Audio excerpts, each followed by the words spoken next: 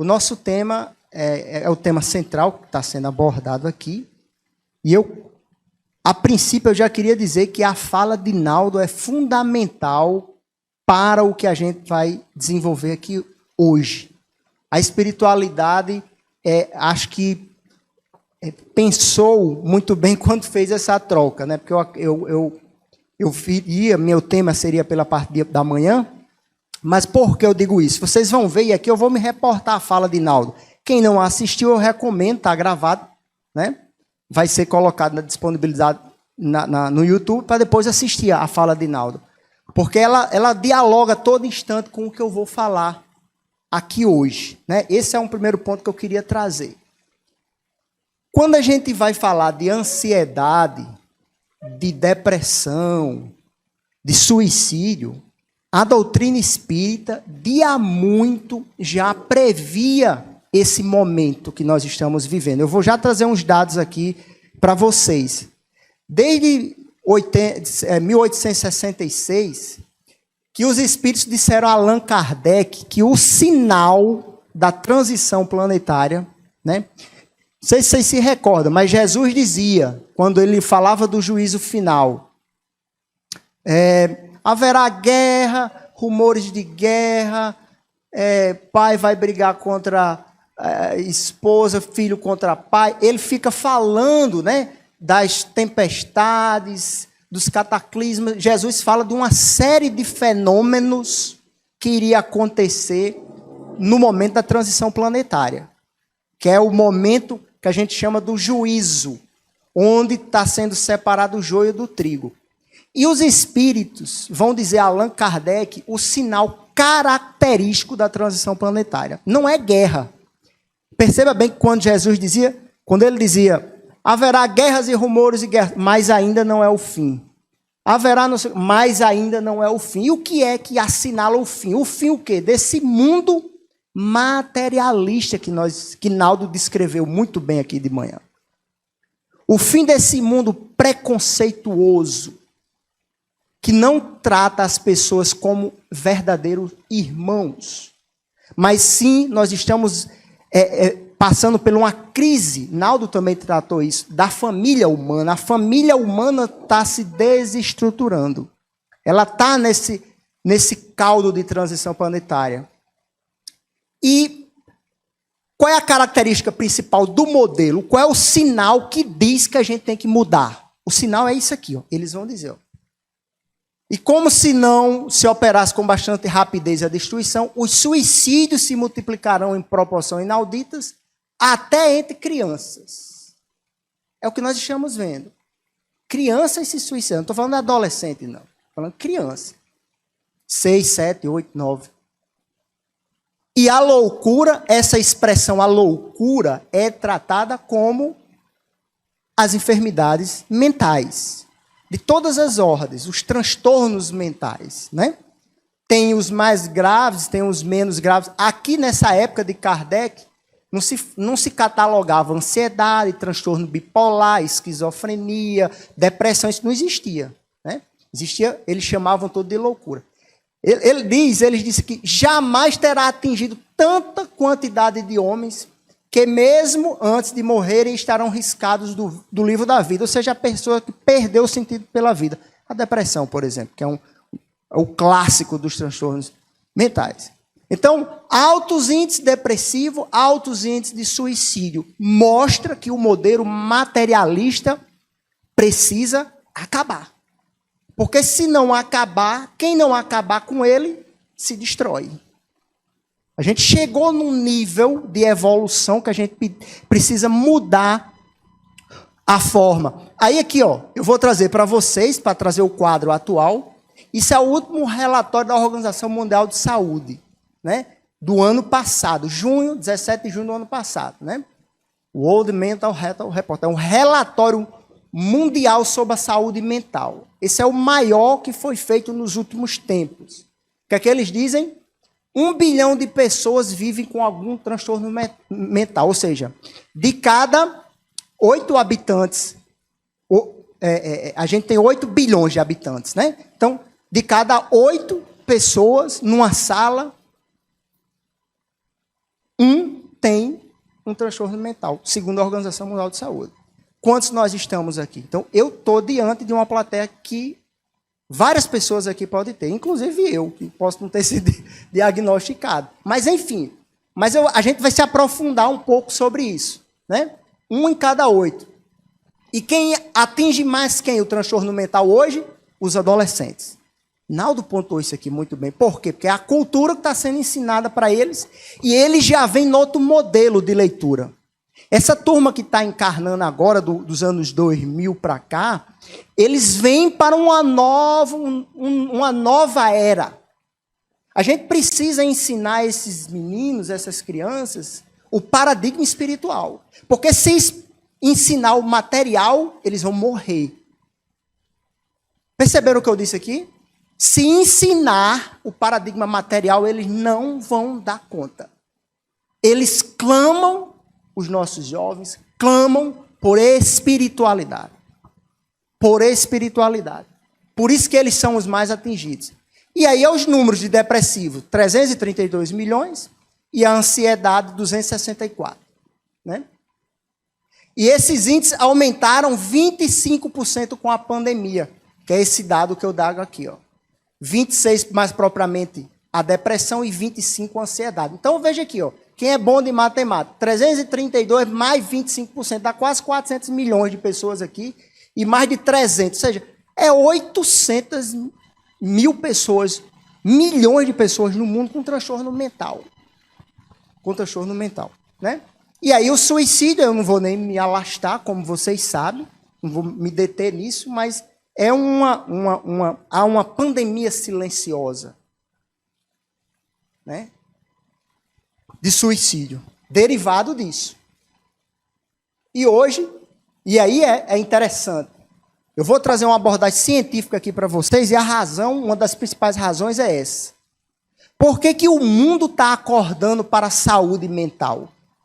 A Organização Mundial de Saúde emite relatório atrás de relatório de saúde mental, preocupada com a saúde mental. Por quê? Porque as pessoas não estão conseguindo trabalhar.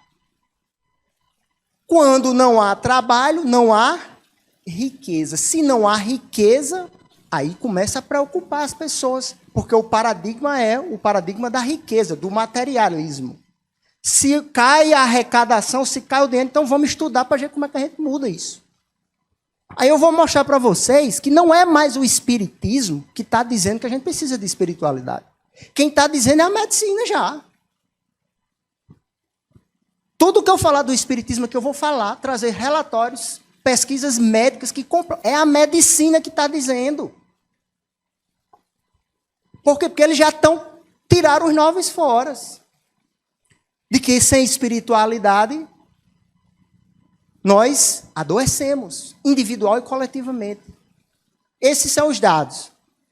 E aí os dois eu trago aqui apenas, né? Eu não vou me aprofundar, eu não vou trazer aqui aspectos de ansiedade e depressão, porque eu não sou médico, eu não sou especialista no assunto. Eu vou trazer aspecto ligado à espiritualidade.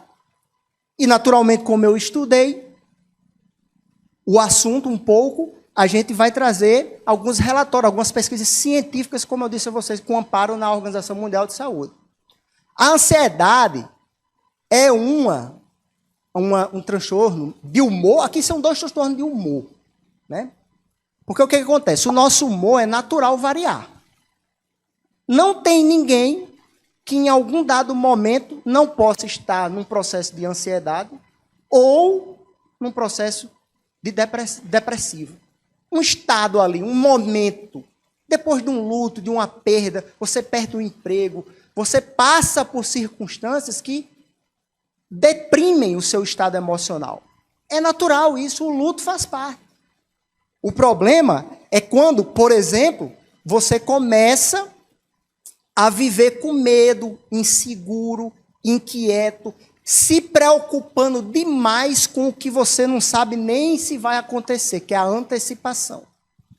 Então, aqui na ansiedade, isso passa a ser um estado mental e comportamental meu.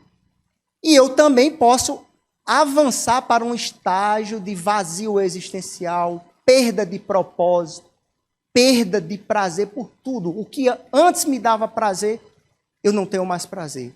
né, que é o estado depressivo. E o que é necessário para a gente, né, lidar com essa problemática? E aí, daqui para frente, eu não vou mais, digamos assim, perder muito tempo com as causas da ansiedade e da depressão ou dos transtornos mentais. Eu vou tentar trazer para vocês aqui o que é preciso ser feito para a gente sair desse paradigma materialista para o paradigma espiritualista. O que é preciso? Como é que dá essa mudança de eixo? Né? Então eu fui beber na fonte da medicina atual, que é a Organização Mundial de Saúde. É preciso que se diga, né? Eu vou dizer uma fala de Allan Kardec, que está num opúsculo, um livrozinho pequenininho, chamado O que é o Espiritismo. Kardec define o Espiritismo como uma ciência de observação de base filosófica e consequências morais. Espiritismo é, portanto, ciência. Então, dialogar com a ciência, que é o que eu estou fazendo, é fazer espiritismo também. Porque Kardec fez isso. Se você for olhar a revista espírita, é o diálogo do espiritismo com a ciência daquela época. E eu estou fazendo o diálogo do espiritismo hoje com a ciência de hoje. O que é que a Organização Mundial de Saúde diz? Saúde mental é um estado de bem-estar no qual o indivíduo percebe as próprias habilidades, sabe lidar com o estresse do dia a dia, trabalha produtivamente e é capaz de contribuir com a humanidade. Olha quantos aspectos nós temos no conceito de saúde mental. É um estado de equilíbrio. Perceba que há uma diferença, Joana de Anjos fala muito bem sobre isso, entre estar bem e bem-estar. Bem-estar é um estado que tem a ver comigo. Meu bem-estar. Estar bem é aquilo que eu quero mostrar para os outros. Para os outros. Aqui o conceito é bem-estar, não é o que eu passo para os outros. É como eu estou comigo. Como é que eu equilibro o meu estado emocional? A gente vai já falar um pouco sobre isso. Equilíbrio emocional, busca de propósito de vida, resignação diante dos desafios da vida, trabalho produtivo e um senso, que eu vou acabar falando no final, minha última fala é sobre isso, o senso de pertencimento, o senso comunitário, o senso de a gente fazer parte e ajudar com a comunidade. Você sai de você para ser solidário, para ser caridoso. Tirando esse trabalho aqui, que vocês vão ver que a gente focou ao longo da nossa evolução, principalmente o mundo capitalista ocidental, acha que felicidade ou que saúde é produzir riqueza. Vocês viram que Naldo trouxe aqui hoje de manhã, exatamente sobre isso. Né? A gente acha que saúde, na hora que eu produzo riqueza, que eu trabalho e eu passo a ideia que eu estou bem, para os outros eu adquiro saúde mental. A Organização Mundial de Saúde disse, não, isso aqui é um problema grave, porque você precisa transitar sobre outros aspectos. E aí vamos ver o que diz o nosso benfeitor Emmanuel no livro Entre Irmãos de Outras Terras. Exatamente, esse livro foi psicografado nos Estados Unidos, por Chico Xavier e Valdo Vieira. Aí ele vai exatamente mostrar a vocês, Emmanuel vai dizer que o paradigma materialista é o grande problema. Vejamos como é que ele diz isso. Nós estamos em superculturas, intelectualmente nós estamos muito bem, a ciência está aí, a tecnologia está aí, a pandemia a gente conseguiu sair dela fazendo uma vacina cerca de 2 anos. No entanto, do ponto de vista moral, nós vivemos calamidades.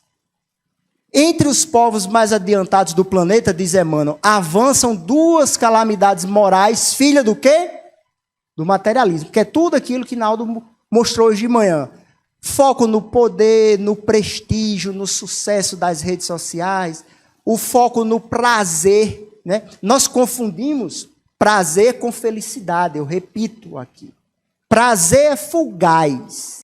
Você sente e chega num estágio que você não dá mais conta. Né? Qual é a melhor comida que você gosta? Eu gosto de chocolate. Você gosta de chocolate até você comer um tablet. Se você for no 10º tablet de chocolate, você está enjoado, está nojento. Prazer é fugaz. E a gente confunde. Felicidade, a alegria verdadeira, essa não. Essa é perene. Por exemplo, estar entre amigos aqui é um momento para nós de felicidade. E esse momento ele pode se elastecer e não ter fim. Mas o prazer é diferente. Mas a cultura do materialismo diz, Emmanuel, é o que corrompe as forças da humanidade, e aí ele diz, e o resultado é suicídio e loucura, ou angústia e obsessão. E ele vai dizer a razão. O homem não se aprovisiona de reservas espirituais à custa de máquinas. Para suportar os atritos necessários à evolução e os conflitos resultantes dessa luta, ele precisa de recursos da alma. Então, o que é que Emmanuel está dizendo aqui? Como nós somos espíritos, que Naldo falou aqui de manhã, nós não vamos dar conta das nossas ânsias e dos nossos desejos e das nossas necessidades apenas no paradigma do materialismo.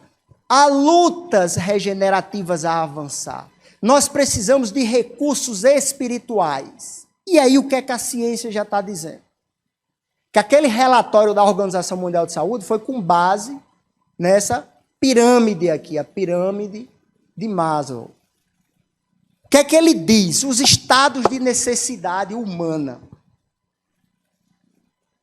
Nós temos necessidades fisiológicas, que é comer, beber, descansar, respirar. Necessidade de segurança, proteção, sentir. E aí é um detalhe. Primeiro eu tenho essa para depois passar para essa.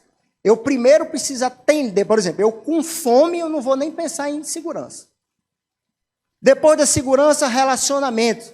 Amizade, afeto, família. Depois, necessidade de estima. Essas são as necessidades psicológicas. E, por fim, a necessidade de autorrealização. O que foi que descobriu a medicina? E aqui é o pulo do gato, que eu vou dizer agora. Pulo do gato.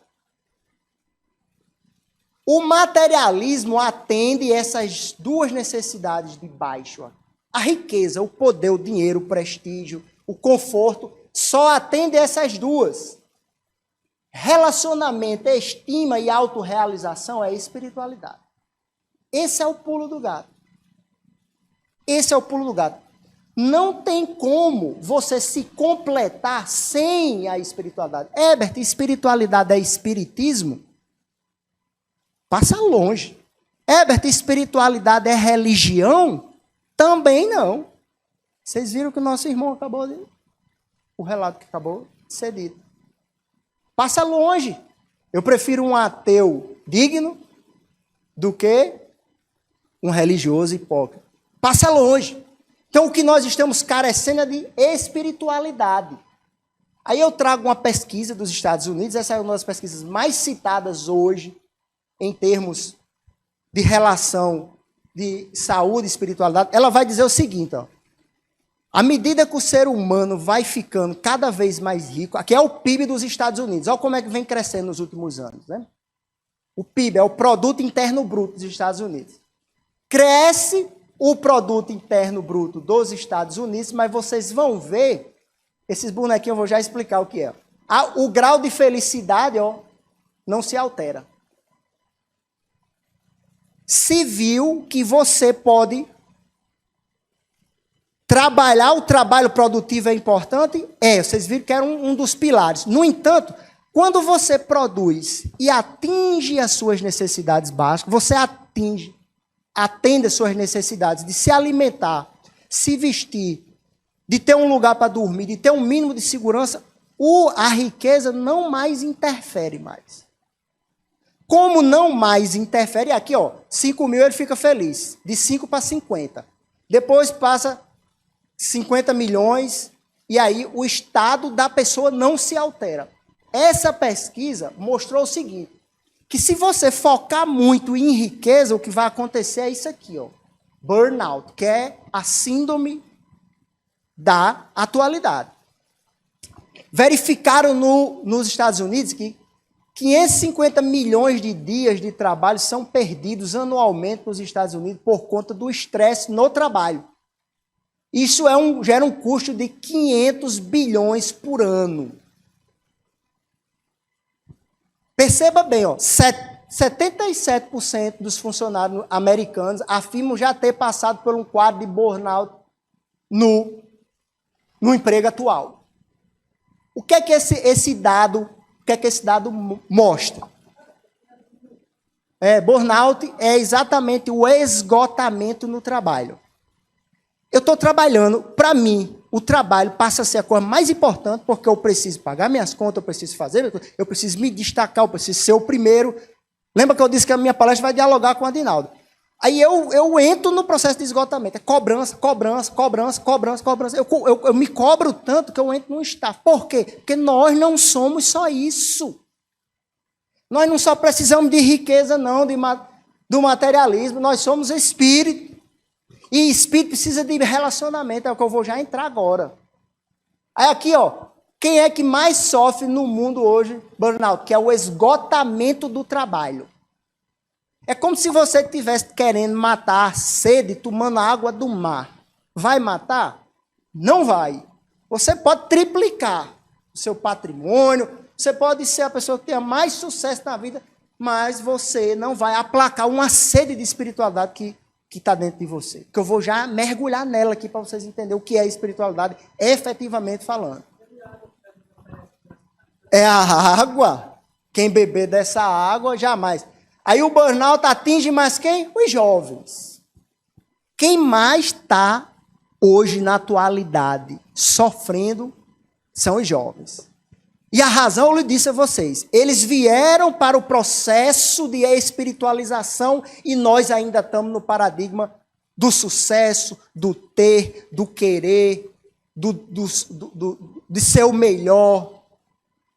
A gente precisa sair da competitividade para a colaboração. A fraternidade. Essa turma precisa disso. Se você não der essa lição para eles, eles vão adoecer e estão se matando. Certo? Isso é uma constatação. As pesquisas estão aqui mostrando. Quem mais sofre são os jovens. Aqui, ó, ele mostra a geração, né? Baby Boomers, geração X, milênio, que é a geração Y, e a geração C, a que sofre mais. Herbert, e agora vamos lá, agora vamos mergulhar na espiritualidade. E se os Estados Unidos agora já está estudando, o mundo já está estudando a necessidade de saúde mental, sabe por quê? Porque está doendo no bolso. É caro.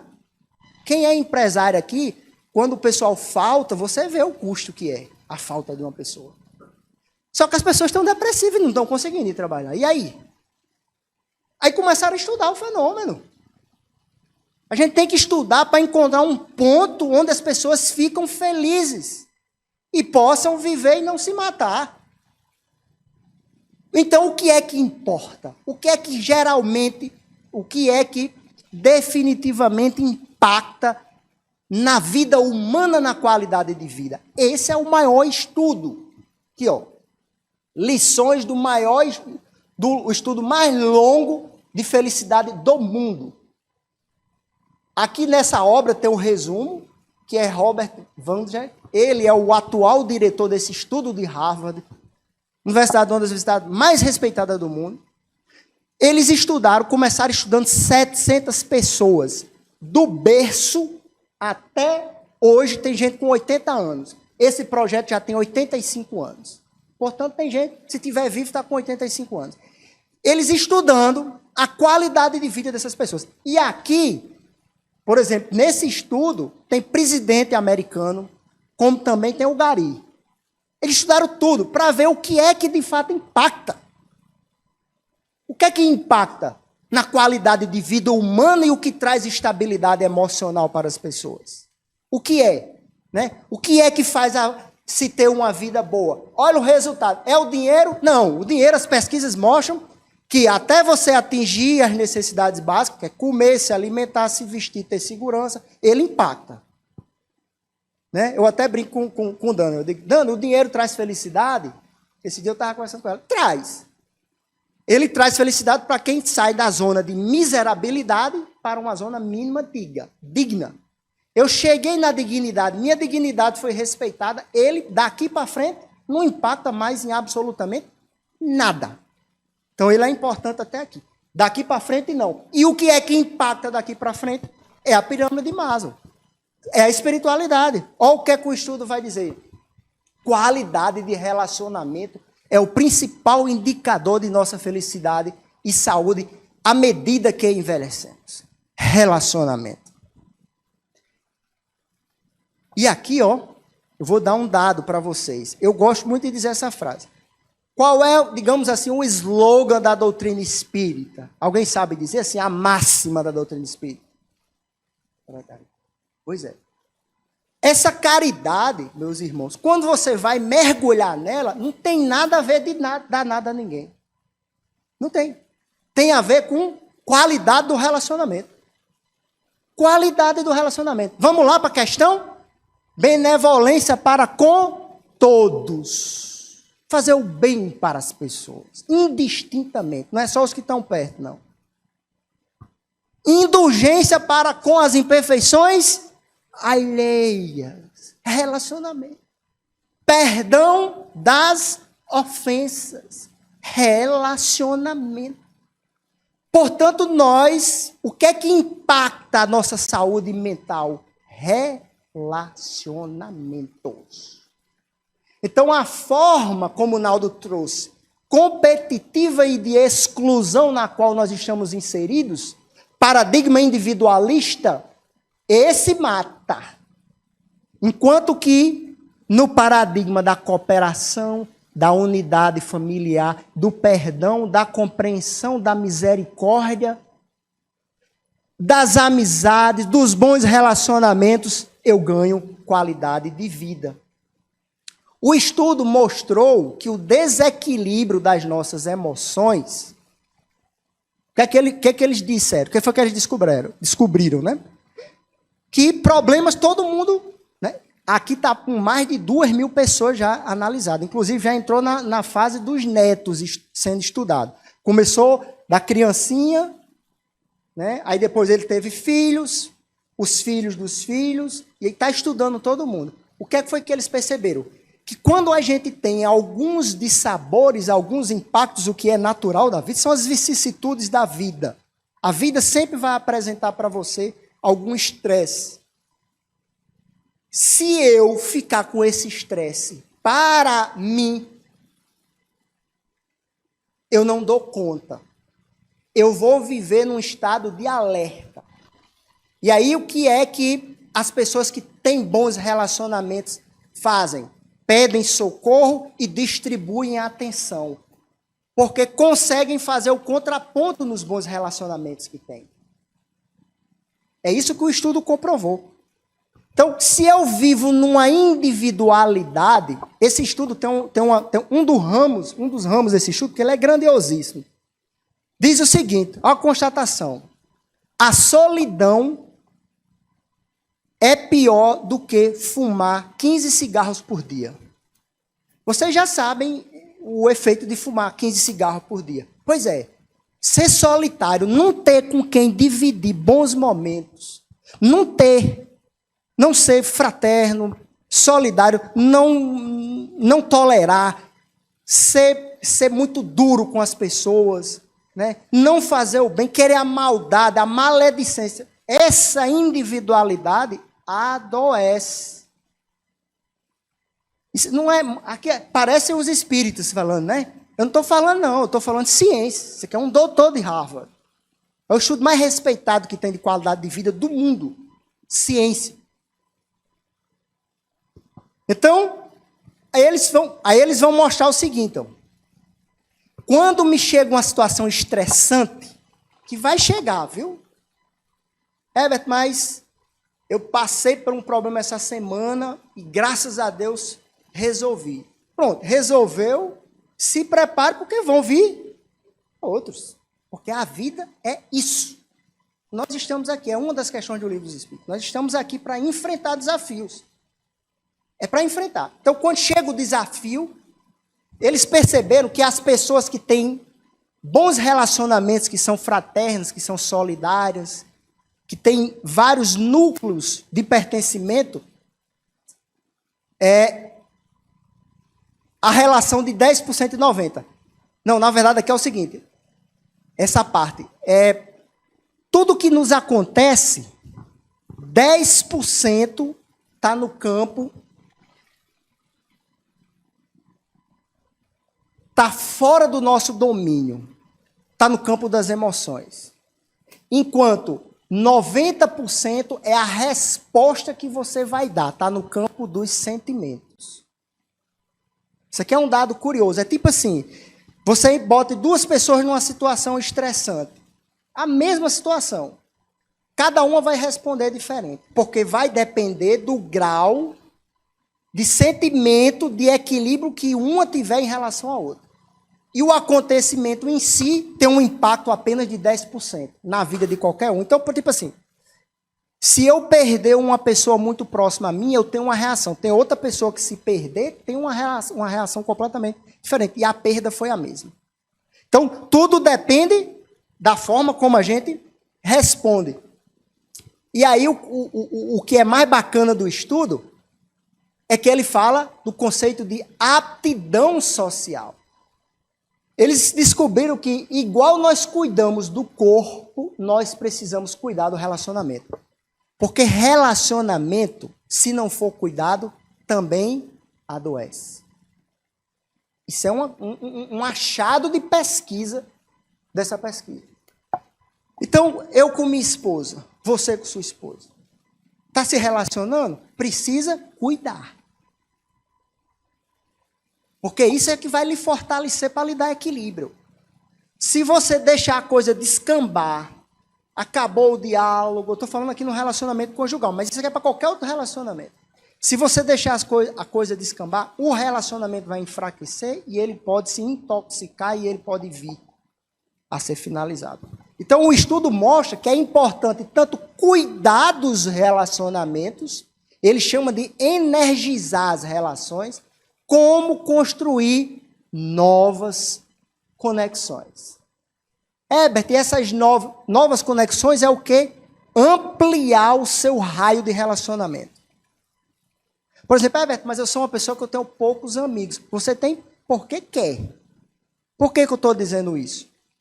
Ou porque você tem... E aqui eu não estou fazendo um juízo de valor se eu tenho poucos amigos, porque às vezes é melhor ter pouco e ter de qualidade, né? Porque às vezes você tem muito e não ter. A qualidade do relacionamento também é um objeto da pesquisa. É importante. Mas você pode estender o seu grau de solidariedade. E aí você vai angariar novas pessoas para o seu ciclo. Aqui tem abrigo? Tem. Tira um domingo para ir no abrigo. Tira um dia da semana e vá lá conversar. Para você ver o efeito que isso traz para a sua saúde, para o seu equilíbrio. Isso é espiritualidade pura. Porque o que é espiritualidade? É o que está para além do que é material. A espiritualidade, eu vou já entrar no conceito mais propriamente dito. Mas para além. Então, eles dizem que pessoas... Então, hoje, médicos já estão dizendo, vá para uma sopa distribuir um sopão, porque vai melhorar o seu processo, o seu quadro depressivo. É um suporte. É um suporte. Por quê? Porque relacionamento traz saúde mental, qualidade de relacionamento. E aqui eu abri um parênteses para as redes sociais para dizer que isso aqui é uma faca de dois gumes, né? Porque a rede social, ela mostra uma cara, uma realidade que por vezes não é aquela. E a gente acredita que com os likes, com as curtidas, a gente está se relacionando. Não. Relacionamento tem que ser real. Você pode até utilizar a rede social, mas não perca a realidade dos relacionamentos. A pesquisa também mostra isso. O que dá qualidade é relacionamento real. E aí, ó, eu achei isso fantástico. Quando eles fizeram a pergunta, as pessoas com 80 anos, já na beira de passar para o outro lado. Tem alguma coisa que você se arrependeu durante a vida? Por que eu trouxe isso aqui? Eu estou falando para pessoas aqui que não tem, acho que não tem ninguém com 80 anos aqui, né? Mas é assim, tem uns que estão bem mais jovens, né? Imagina aqui, 2.000 pessoas sendo entrevistadas e elas respondendo o que foi que elas se arrependeram na vida. A esmagadora maioria das respostas. Gostaria de não ter passado tanto tempo no trabalho, cultura americana, né? E passado mais tempo com as pessoas com quem gosto, ou fazendo gestos de caridade. Gostaria de não ter passado tanto tempo me preocupando com o que as outras pessoas pensam. O público feminino aqui foi maior. Porque aqui, ó, a primeira questão, né? Quando você envelhece, que você faz uma retrospectiva na sua vida, você vai ver que os momentos mais felizes foi quando você estava ao lado das pessoas que você ama e gosta e fazendo bem. Então, esses momentos é quem devem ser, por nós hoje, investidos. Investidos. Momentos como esse aqui, onde a gente cantou aqui, eu me empolguei, né? A Santa Casa é Santa, todo mundo cantando. Isso é um momento muito rico. Esses momentos é o que ficam, né? E essa aqui é a questão do status, né? Os que os outros pensam é o status. E tem aquela definição, eu não sei se eu já disse aqui, da outra vez, que eu quero a definição de status. O que é o status? É você comprar uma coisa que você não precisa, com o dinheiro que você não tem, para demonstrar a uma pessoa que você não gosta aquilo que você não é. Mas a gente vive nisso. Eu preciso ter para mostrar, né? Quanto energia a gente gasta nisso? E a proposta, portanto, e aqui eu ainda estou no campo da pesquisa. A proposta é: não perca tempo com que os outros pensam ao seu respeito. Pense em você primeiro, em você estar bem, cuide dos seus relacionamentos, ganhe equilíbrio, perceba as suas habilidades, dê o seu melhor em tudo que você faça, que você vai ter saúde, que você não vai viver ansioso. E aí eu faço a pergunta: onde está a tua atenção? O que mais te interessa na vida? Né? Aí eu vou citar agora o Cristo. Essa frase é fundamental e dialoga com tudo o que a gente viu até agora. O que é que diz Jesus? Não sei se vocês se recordam dessa imagem. É Jesus na casa de Marta e Maria. O que é que se desdobra nesse momento? Jesus está conversando com Maria e a irmã Marta está em intensa atividade, trabalhando. E ficou preocupada e se queixou da irmã estar ali conversando com o Cristo. Aí olha o que é que Jesus diz. Marta, que está aqui, é o símbolo da preocupação de hoje que nós vivemos, da ansiedade. Fazendo coisa, todo mundo ocupado, ninguém tem tempo para nada. E Maria bebendo a essência do Cristo. Olha o que ele diz. Marta, Marta, estás ansiosa e afadigada com muitas coisas. Mas uma só é necessária. Uma só. E o que é? Por exemplo, Maria escolheu a boa parte, a qual não lhe será tirada. O que é que Jesus está dizendo aqui? tem algo na nossa vida que nós construímos que não tem ninguém que tire. Bons relacionamentos, amor, virtudes, humildade. Essas virtudes, essas qualidades da alma que ninguém tira, é o que deve ser o nosso foco. Portanto, a nossa espiritualidade. E não estarmos ansiosos e afadigados querendo ganhar o mundo ou coisas. Aqui é o próprio Jesus, trazendo em Lucas 38, 42.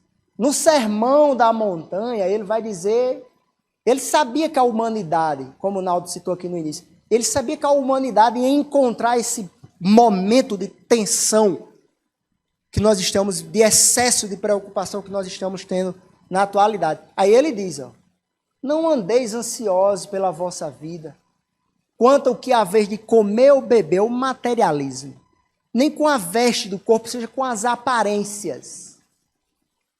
Não é a vida espiritual, porque Jesus fala para o espírito imortal. Mais do que o alimento e o corpo, mais do que a veste, buscai, pois, em primeiro lugar, o reino e sua justiça. E todas as questões que você necessita na base da pirâmide, que é o quê? Necessidades fisiológicas e necessidade de segurança, essas duas necessidades não vai lhe faltar. É nesse momento em que ela aponta os lírios do campo, as aves do céu.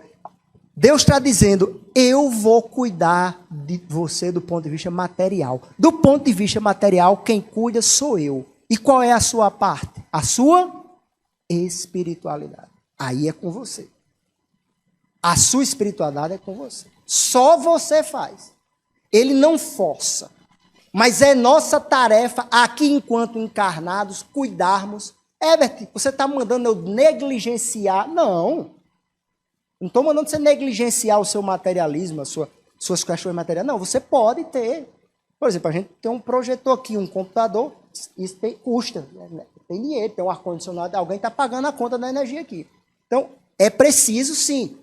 Mas isso não é a parte central. Isso não é a parte primeira, é o reino de Deus, o reino do Espírito e a justiça. Aqui é relacionamento. O conceito de justiça é respeitar o outro na posição dele. Dar a cada um o que lhe pertence. Não querer nada de ninguém. Não enrolar ninguém. Isso é o conceito de justiça. Jesus está dizendo, busca Deus e se relaciona bem com as pessoas. E do ponto de vista material, você vai ter. Não andeis ansiosos. Portanto, não vos inquieteis com o dia da manhã, pois o amanhã trará os seus cuidados. Basta ao dia o seu próprio mal.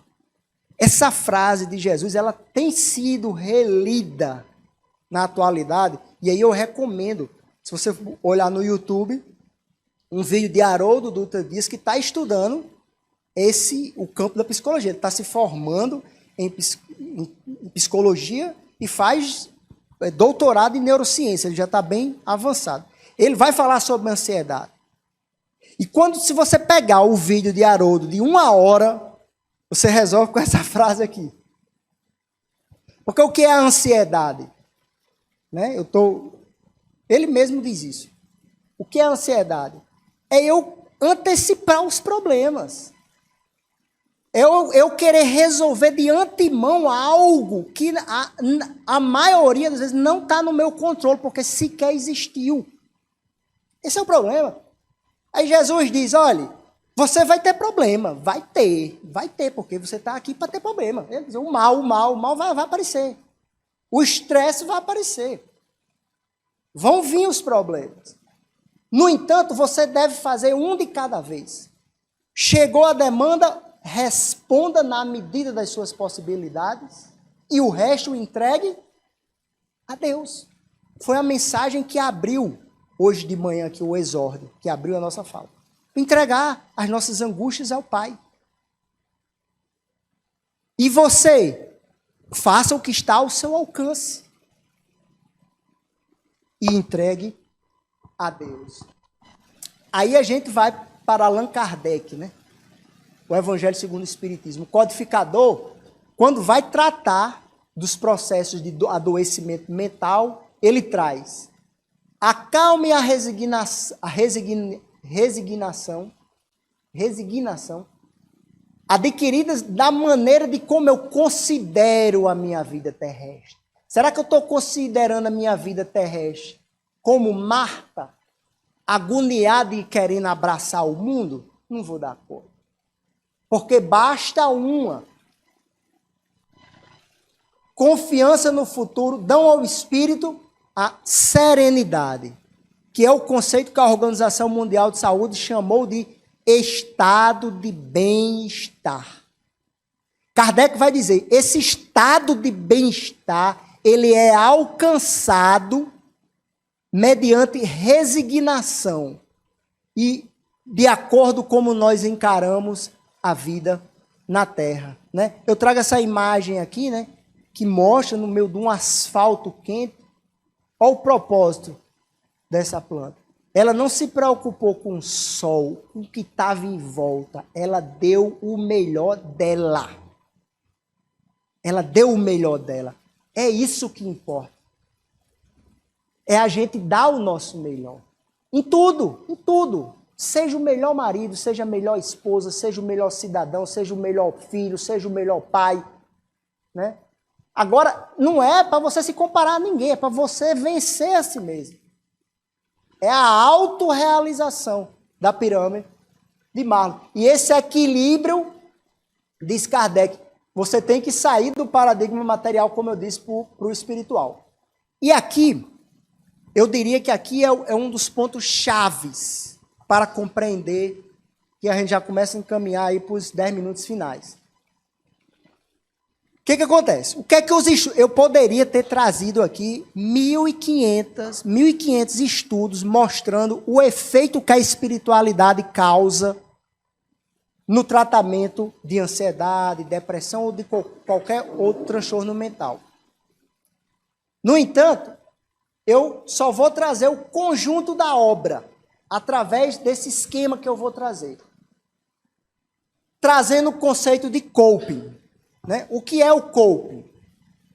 É o conjunto de... Isso aqui é a psicologia, a psiquiatria trabalha isso.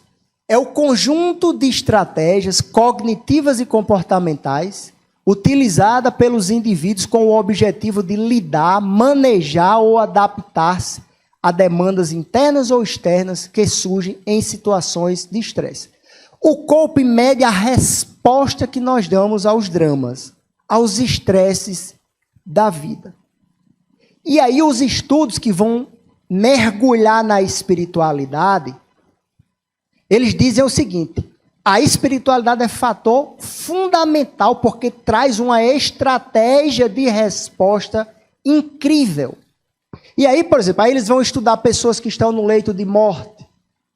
Os que têm espiritualidade, né, tem uma... Tipo assim, tão doentes, mas são felizes. Tão doentes, mas são felizes. Independentemente de estar passando por um estado... Não tem aquelas pessoas... Alguém já entrou aqui, por exemplo, num hospital de criança com câncer? Você vê, tem criança que parece que nem está com câncer. Nem está. Ele enfrenta com altivez. Está doente, mas sabe que tem muito mais do que aquilo. Aquilo é provisório. Né? Então, perceba bem. Quando é que os estudos consideram a espiritualidade importante? Quando ela serve de uma estratégia para você enfrentar os estresses da vida. Então, espiritualidade aqui, e é preciso que se diga, para a ciência como um modo geral, todas as universidades sérias do mundo hoje têm a disciplina de medicina e espiritualidade. Qualquer uma. A UFRN aqui tem. Teve medicina, tem medicina e espiritualidade. É uma disciplina. Que conceito de espiritualidade é essa? É o conceito de uma ferramenta que você utiliza. Não é a imortalidade do espírito, é outra história. É uma ferramenta que você utiliza para saber lidar com os dramas. Esse é o conceito. E aí o que foi que eles descobriram? Que tem dois tipos de espiritualidade, por assim dizer. Uma que gera um estado de equilíbrio e de felicidade, e outra que gera um estado de ansiedade e depressão. No campo da religião. Ó, inclusive eu cito a fonte. Então, eles, o coping, que são as estratégias, pode ser positivo e negativo. Qual é o coping positivo? O que eles chamam de espiritualidade intrínseca. E o negativo, religiosidade exterior. Então, tipo assim, eu tenho uma religião, eu vou ter equilíbrio. Quem disse? Você pode ter uma religião e ser mais doente do que quem não tem. Porque não está na questão da religião. Ah, eu sigo Jesus. Jesus para mim. Sim, eu quero ver como é que você se comporta diante da vida. Porque isso é o que é o diferencial. Como é que você cuida dos seus relacionamentos? Quem é você diante da vida? O que é que você tem oferecido para a sua comunidade, por exemplo? O que é que você tem oferecido? Você só quer venha a nós? Nada há a vosso reino? Aí eles qualificam que tem posturas negativas. Qual é o coping positivo, né? Que os estudos mostram? É o que é pautado nesses três eixos. É uma pessoa que, independentemente das dificuldades que chega, ela sabe, tem um propósito aqui por trás. Eu não quero saber o que é que vem, não. Veio, tem um propósito. E eu vou encarar. Eu não fico brigando com Deus. Eu confio em Deus. Isso é uma estratégia poderosíssima. Baseado, e aí é uma postura em tudo dai graça, disse Paulo. É um padrão de gratidão. O Joana de Anjos escreve um livro, A Psicologia da Gratidão. Ela quer dizer exatamente isso que eu estou dizendo. Você enfrenta a vida, amanheceu segunda-feira, você faz uma oração e diz, Senhor, me dê força. O que vier, eu estou aqui. Se for para chorar, se alguém me bater, tudo bem. Eu não vou bater em ninguém. Se alguém me trair, o problema é dessa pessoa. Eu não serei o traidor. Mas eu estou aqui para aprender. Isso aqui é coping, isso aqui é a verdadeira espiritualidade. Eu disse a vocês que eu ia mergulhar nela. Postura de esperança. Esperança tem a ver com humildade, com responsabilidade. Porque o que é a esperança? É saber que a sua vida não se resume a isso. E tem algo que te espera que é melhor. A espiritualidade verdadeira é aquela que nos projeta para um estado de bem-estar. Embora eu não possa agora estar bem, porque eu estou passando por essa gama conflituosa, mas eu não sou isso e eu não me resumo a essas circunstâncias. Esperança. E por fim, solidariedade, amor, fraternidade, aqui é caridade mesmo. Caridade, amor ao próximo, solidariedade, fraternidade é um pilar importantíssimo no processo do coping positivo. Porque quando você sai para socorrer os que estão carecendo, porque, Herbert, onde é que eu vou fazer caridade? Se você não souber, converse com o Rodrigo ali, que ele vai lhe dizer 50 lugares aqui para você fazer caridade, aqui em Acari. Jesus disse, estive preso, estava nu, ele disse, era eu que estava lá, eu era estrangeiro e me... Então tem espaço. Essa é a verdadeira espiritualidade.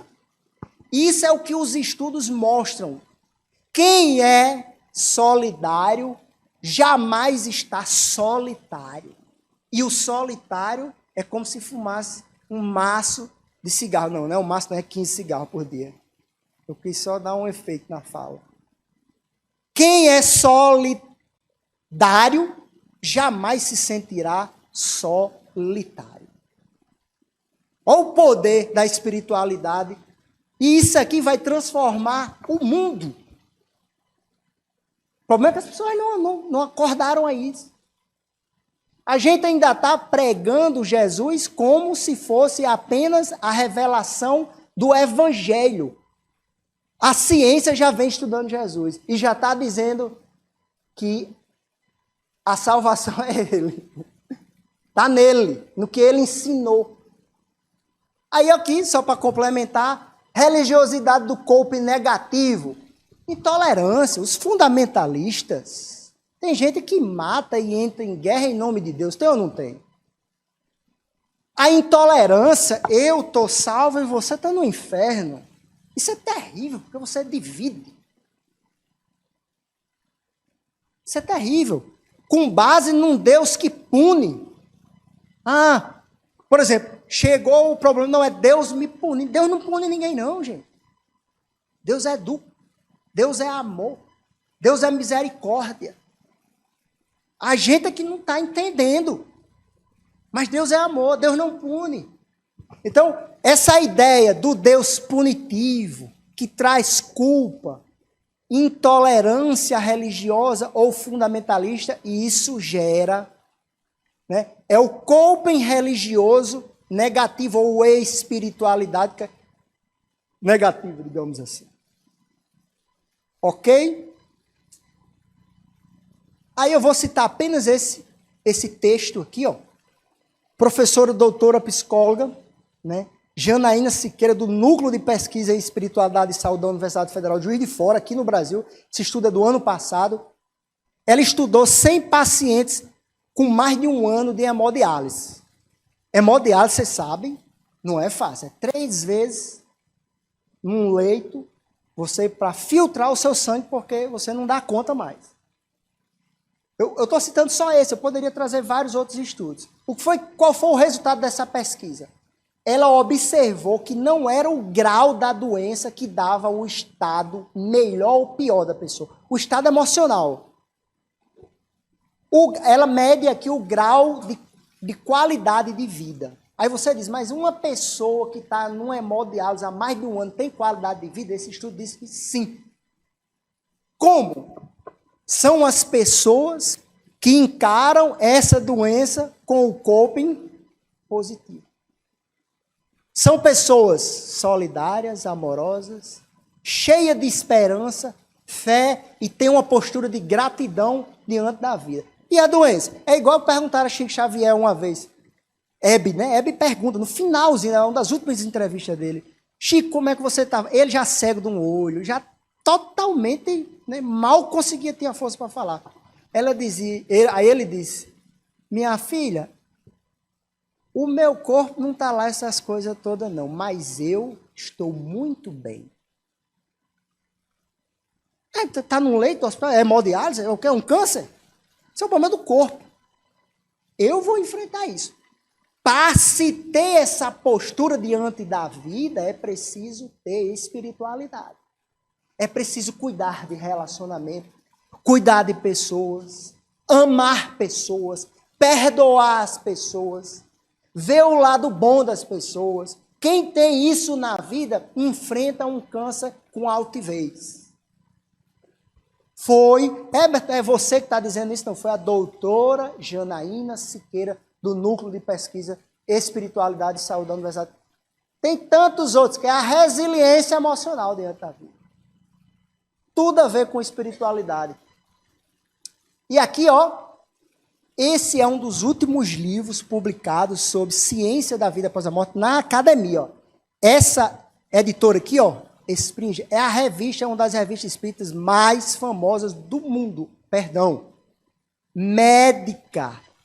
É médica, não é espírita não, é médico. Isso aqui é um livro médico, escrito por médico para médico. Ciência da vida após a morte. O que foi que o professor Alexandre Moreira Almeida, que é o responsável por esse núcleo de pesquisa da Universidade Federal de Juiz de Fora. Ele é pós-doutor. E esse prefácio foi escrito por um PhD da Universidade de Medicina de Washington. O que foi que esse livro faz? O que é que esse livro faz? ele mostra que para além do corpo há o espírito.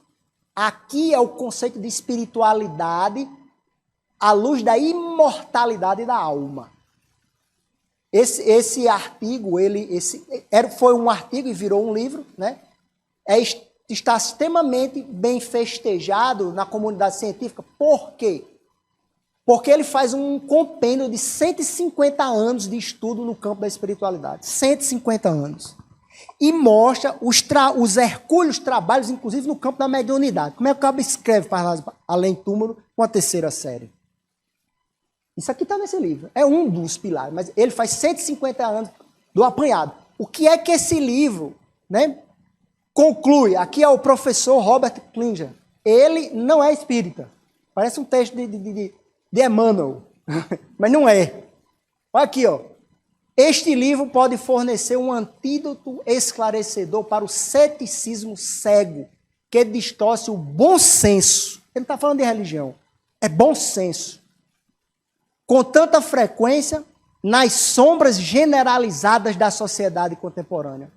Uma vida saudável e feliz é uma vida virtuosa, porque esses aspectos do nosso ser consciente são inseparáveis. O que é que ele está querendo dizer? O que é uma vida boa? É uma vida virtuosa. Vida boa é de quem faz o bem. Quem não faz o bem tem uma vida que não presta. Ele pode aparentar para você que está bem, mas ele não está. Isso parece espírita falando, mas não é, isso é um professor. Ele mostra a necessidade da gente amparar as virtudes da vida. Aí ele diz, ó, a realização humana não pode ser derivada de coisas externas, como consumo, riqueza, poder. Nem a autorrealização procede de crenças baseadas na autoridade externa ou opinião de A, de B ou de C, não, porque o meu líder religioso disse isso, não, porque é uma pessoa que eu sigo. Não. É interno, é intrínseco, é a religiosidade intrínseca. Né? Então, o professor Robert Klinger, que prefaceia essa obra de Alexandre Moreira, vem exatamente fechar o nosso raciocínio acerca da espiritualidade real. E aqui eu trago de novo a pirâmide para mostrar para vocês que relacionamento, estima e autorrealização são... Isso aqui a gente precisa, viu, meus irmãos? São as necessidades humanas. Não tem ninguém que não careça de relacionamento, de estima e de realização. Isso é alcançado com o último pilar daquele eixo que eu trouxe no início da Organização Mundial de Saúde. Contribuir para a comunidade. Para se ter, diz a Organização Mundial de Saúde, para se ter um equilíbrio, ou se ter saúde mental, eu tenho que estar inserido, contribuindo com a comunidade. Aí eu cito Cristo. Vós sois o sal da terra. Vós sois... Ou seja, se nós somos o sal da terra, a gente precisa atingir a nossa finalidade. Nós somos seres que viemos para amar e ser amado. Se a gente não amar e ser amado, não... Aí é tipo assim, adoeceu. Aí é suicídio. Se a gente não amar e ser amado, aí Jesus diz, o sal não presta, lança fora, destrói. Que é o que está acontecendo. Portanto, vós sois a luz do mundo, brilhe também a vossa luz diante dos homens, para que vejam as boas obras e glorifiquem o Pai que está no céu. Por isso que a Organização Mundial de Saúde disse que é importante a gente contribuir, porque isso traz saúde. E eu finalizo rapidamente aqui com Emmanuel, com a obra Vinha de Luz, de Chico Xavier, Psicografia pelo Espírito Emmanuel, né? Façamos nossa luz. Ele vai dizer, ó, a angústia de nosso plano procede da sombra. A ansiedade e a depressão do nosso plano procede da sombra. Falta de luz. A escuridão invade os caminhos em todas as direções, trevas que nascem da ignorância, da maldade, da insensatez, envolvendo povos, instituições e pessoas, nevoeiros que assolam consciências, raciocínios e sentimentos. Intolerância religiosa, intolerância político-partidária, violência, guerra, preconceitos de todas as ordens. Isso é sombra, isso é adoecimento. Se nós precisamos, se a gente quer uma vida saudável, sejamos bons uns com os outros. Aprendamos a conviver e construir relacionamentos positivos uns com os outros. É isso que ele está dizendo. Em meio à grande noite, seja você a luz. Sem isso é impossível encontrar o caminho. Sem a irradiação brilhante do nosso próprio ser, olha o que ele vai dizer, ó. Não podemos ser vistos com facilidade pelos mensageiros divinos, que ajudam em nome do Altíssimo, e nem auxiliaremos efetivamente a quem quer que seja. Porque Emmanuel está dizendo, olha, a Terra está num nevoeiro tão grande de ansiedade, de ideação suicida, de depressão, que os espíritos estão tendo dificuldade de auxiliar. Dificuldade. Por quê? Porque ninguém quer ser bom. Ninguém quer amar verdadeiramente, ser solidário, socorrer. Ninguém que eu digo, estou falando do geral. Por isso que a sombra toma conta. Aí ele vai dizer, para que os espíritos possam ajudar a você, seja luz. Saia da zona de conforto e vá auxiliar. Vá ser caridoso, que você vai ser auxiliado. E aí ele vai dizer também, ó, sem luz você também não consegue ajudar ninguém. Jesus, quando diz amarás ao teu próximo como a si mesmo, ele diz o referencial de amor somos nós. Ora, a gente não está nem se amando, como é que a gente vai ser luz para a vida dos outros? Essa é a advertência de Emmanuel. É indispensável organizar o santuário e iluminar, a fim de que as trevas não nos dominem. E ele finaliza dizendo, vale-te, pois, dos luzeiros do caminho. Aplica o pavio da boa vontade ao óleo do serviço e da humildade e acende o teu archote para a jornada. Qual é a pauta a ser realizada? O trabalho e a boa vontade em favor dos semelhantes. Nossa necessidade básica é de luz própria, de esclarecimento íntimo, de autoeducação, de conversão substancial da nossa individualidade ao reino de Deus. E esse processo é impossível ser alcançado sem que a nossa luz brilhe. E aí, ó, o quadro final, isso aqui é a Organização Mundial de Saúde, a ciência. Esse quadro foi traçado por Jesus lá atrás, quando ele disse, acerca de bem-estar e propósito, você tem que saber que apenas uma coisa é necessária. Se veja como espírito imortal e busca a realização das suas potencialidades espirituais. Resignação.